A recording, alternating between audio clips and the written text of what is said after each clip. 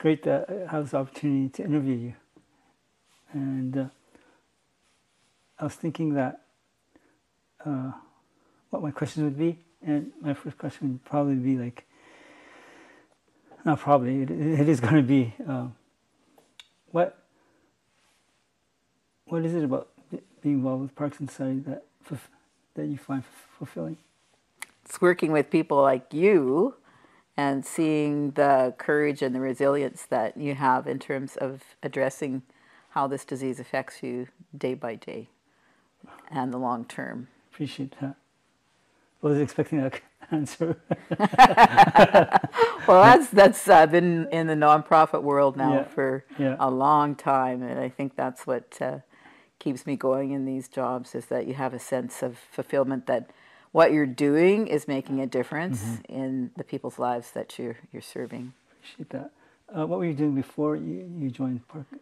Before Parkinson's, Yeah. I worked for 4 years for the Alzheimer's Society of BC, and prior to that, 6 years at Diabetes. Wow. And I had a leadership management consulting business for 3 years prior to that. Before that, I worked in healthcare, almost 14 years. That's quite the resume.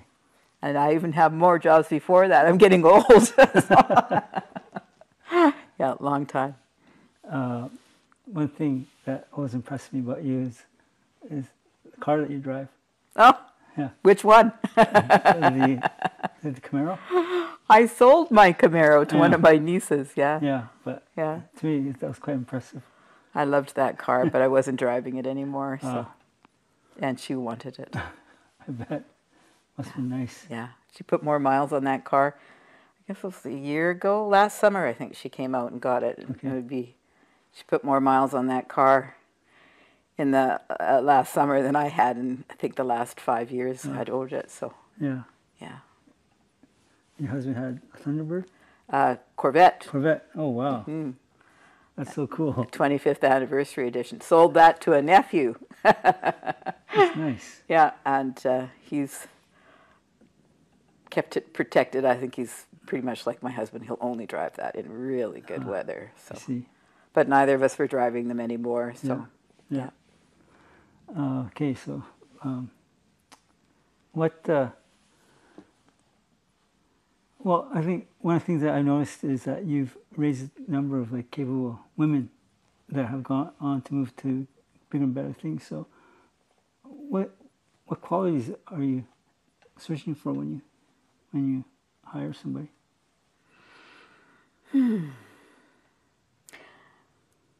I think it's a feeling that they'll be a really good fit with the team, number one. So it would be their personality, their communication skills.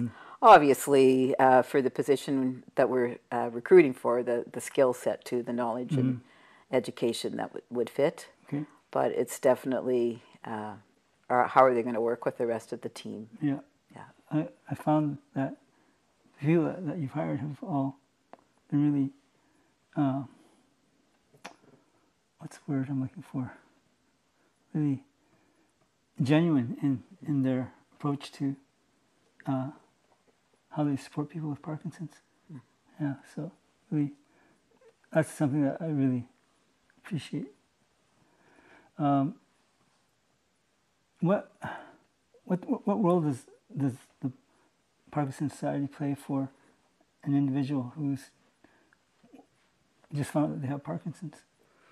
Well, we hope we'll be a source of support. We offer information and referral to services, but we also have counseling, and our education and services support can all do. I think they're compassionate, and so they would do what we call consultations to help people learn a little bit more about the disease, how it might affect them, and just some of the supports that are available to them. Okay.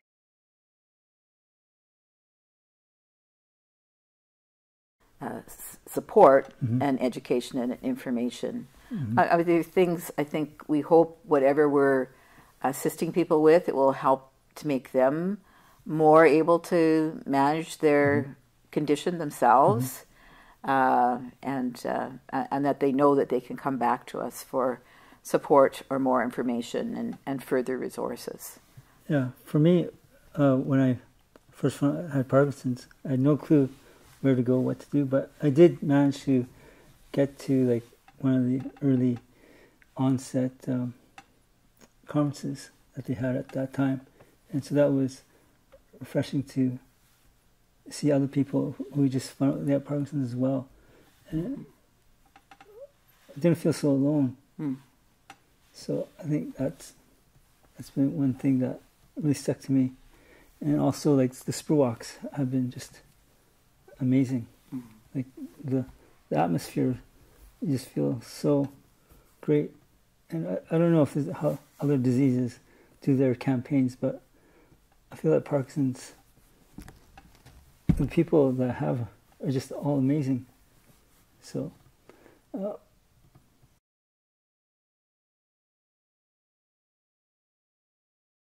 major fundraiser for the society. We've also always tried to use it as both for raising awareness about Parkinson's, and also I think celebrating the lives being lived, and how people are managing to live positively with the condition.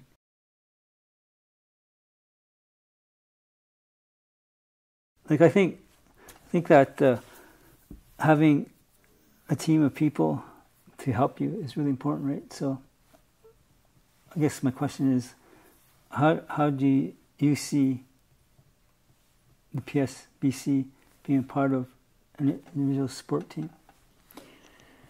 So there are a number of ways. I guess we've working with volunteers in roughly 50 communities across BC, have recruited volunteer facilitators. And so we work with them, we train them, we support them through the society.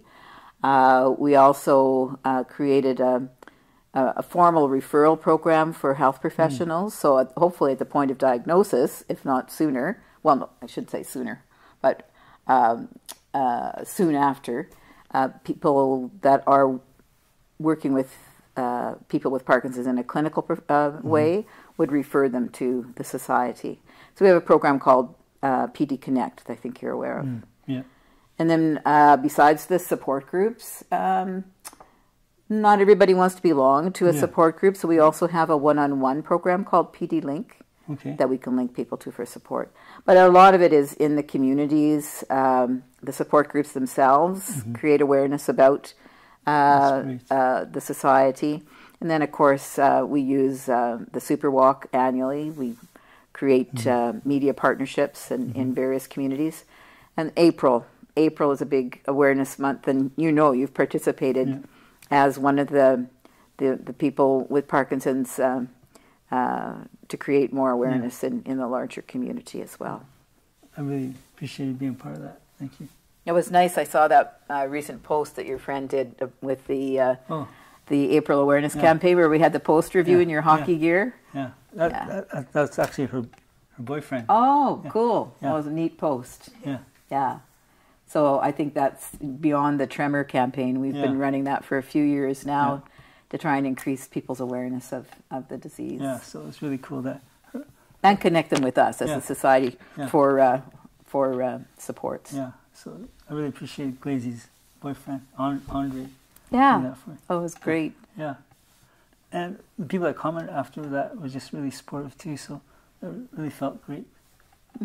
Yeah, so... we've not done the transit campaign now for a few years. I mean, COVID actually was, why would we spend the money on that? So, yeah. But we'll have to look at something different going forward. So what would be your ultimate dream for the Parkinson Society? Oh, wouldn't it be great if we found a cure? That's, ultimately what we would like to see happen. I think, notwithstanding a cure, we do support a lot of research for just helping people live better with the disease, so wherever we can find ways to improve symptom management. I started, I guess it'll be coming 9 years this fall. And when I started, they were just releasing research around the benefits of exercise as a way to manage symptoms. And I know there was a real controversy about, well, does it actually slow symptoms? And now they have research showing that as well. So I think finding more tools and techniques, resources for people to manage this disease so that they can live a better quality of life. Yeah. And I guess the other piece too is the advocacy. It sure would be nice if we had, we've seen great improvements. When I started, we had about 6 movement disorder specialists in the province. We've now got 13, maybe 14. I'd have to see where Dr. Kulkarni and Nanaimo fits in there. Just getting the teams in place. Surrey has a wonderful allied team. We've, as you know, been supporting financially 3 of the other clinics in terms of hiring speech paths and physiotherapists, OTs, because really, when you've got Parkinson's, you need access to all of those health professionals to assist you. So I guess that would be my dream too, is that each of the clinics would be fully staffed, and that those salaries would be embedded in the healthcare authority budgets. That'd be great to see.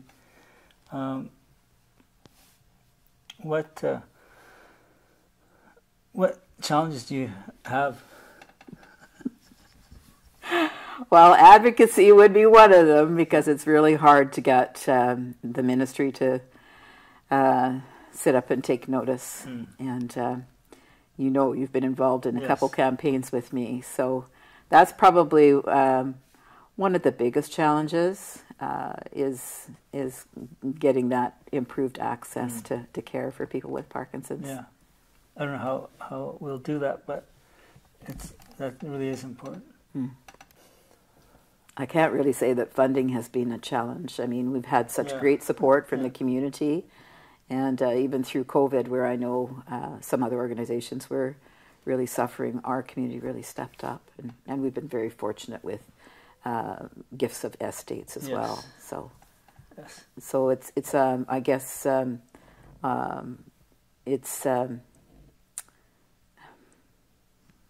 tough to think of other challenges beyond that. It's transitioning from 2 years where we've had a lockdown with COVID back to in-person. Not sure how great the appetite is in our community. They've loved what we've done with our initiation and then development of virtual programs. And so it'll be interesting to see how that works.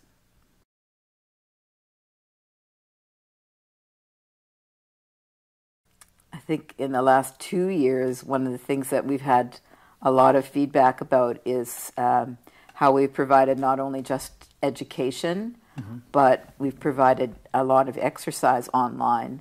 We never did that before COVID. We just trained physiotherapists and exercise professionals. And then the third stream that we've been doing is an activity stream. And so that's been really had great feedback from people who've participated. So things like the improv, the drumming, the dancing, the singing. Yeah. So. I've participated twice in the improv classes. It's so fun. Yeah. Yeah. So laughter is the best medicine, they say, right? Yeah.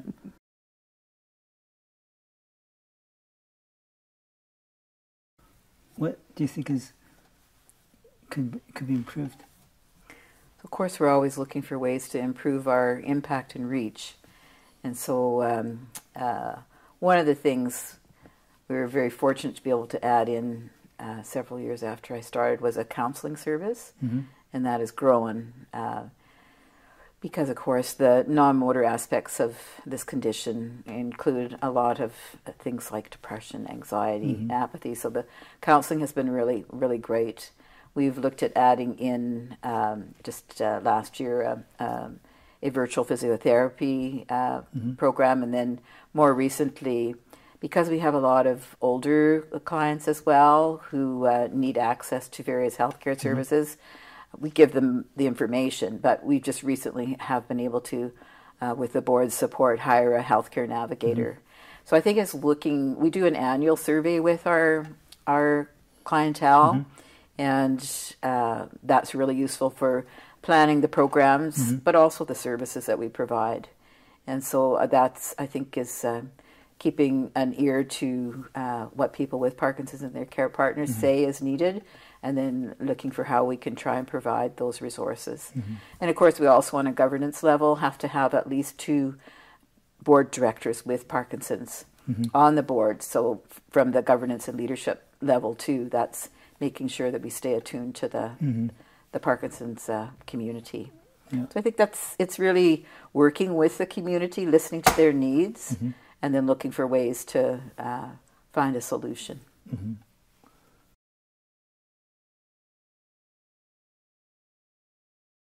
Scholarships for allied healthcare professionals, right? So Yeah. what actually is that? So we provide financial subsidy. We have 6 $1,000 scholarships that we award annually upon application. And it's for things like many, just learning about therapies for people with Parkinson's. So in their undergrad training, physiotherapists, OT, speech paths, they get a little tiny glimpse of Parkinson's and what their therapy might involve. But unless they've done a specialized neuro training, a physiotherapist probably hasn't had that much training or expertise. So there's scholarships to have graduates in these various fields go and take some training, get some knowledge, some expertise, so that they can provide Parkinson-specific therapy to their patients.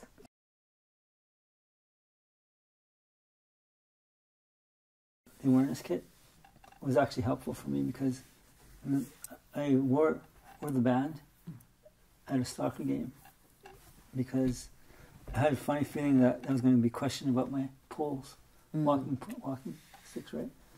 And sure enough, I get past on security, and by saying that I have a pacemaker, it's just easier to say, right, than to explain the whole DBS. Yeah. Yeah, so that's what the nurses told me. Just say that you have a pacemaker. Yeah.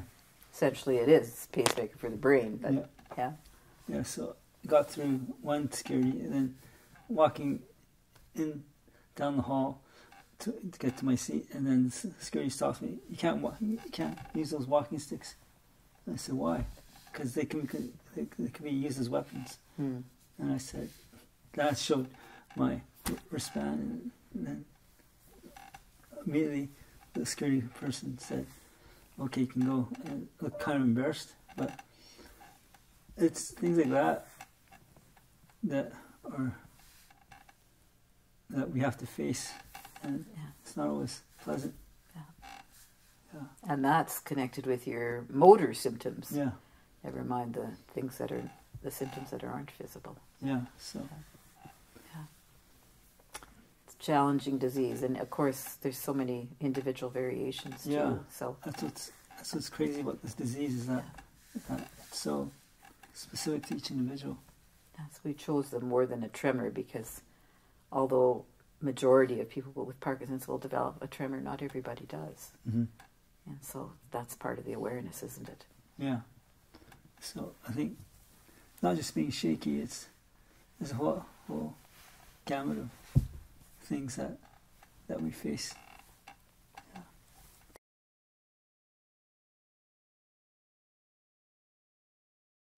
Well, I have a few more things I want to do for the society. Some of the Impact and Reach projects that we have just started this year. And then, of course, with World Parkinson Congress, the work we're doing for anti-stigma, which we hope will have some pilot results to present in June of 2023.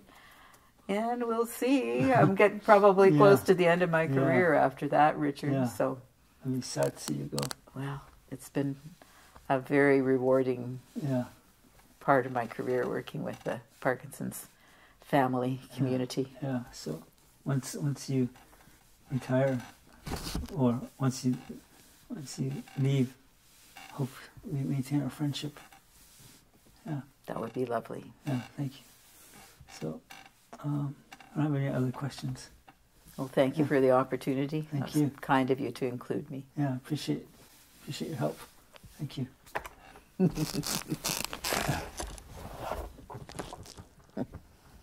You're a good man. Thank you. Thank you for all you Yeah. do. Appreciate it.